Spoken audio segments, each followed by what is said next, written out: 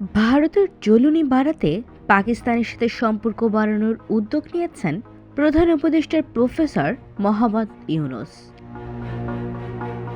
মিশরের কায়রোতে পাকিস্তানের পররাষ্ট্রমন্ত্রীকে ঢাকা সফরের আমন্ত্রণ জানিয়েছিলেন ডক্টর ইউনূস। এবার নিশ্চিত হলো বাংলাদেশে আসার পালা। বাংলাদেশ সফরে আসছেন পাকিস্তানের উপপ্রধানমন্ত্রী ও পররাষ্ট্রমন্ত্রী ইসহাক দার। রাষ্ট্রীয় আমন্ত্রণে আগামী মাসে তিনি বাংলাদেশ সফর করবেন।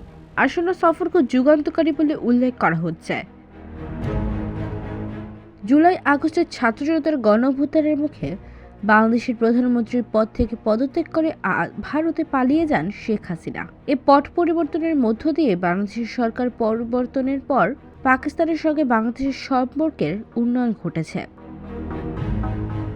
আগামী মাসে পাকিস্তানের পররাষ্ট্রমন্ত্রী ইসহাক দার বাংলাদেশে সফর করবেন। আসন্ন সফরটি একটি যুগান্তকারী পদক্ষেপ হিসেবে গত বছরের আগস্টে ভারতমন্ত্রী সরকারের ক্ষমতাচ্যুত হওয়ার এই দুই দেশের মধ্যে উষ্ণ সম্পর্ক সামনে তুলে ধরেছে।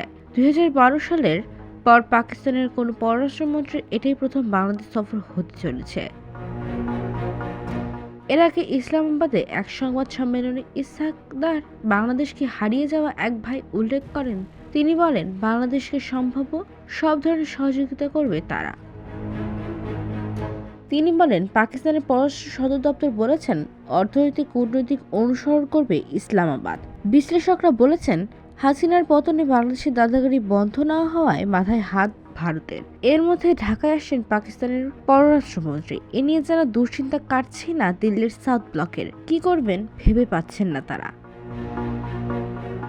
IBTV, USA, new York.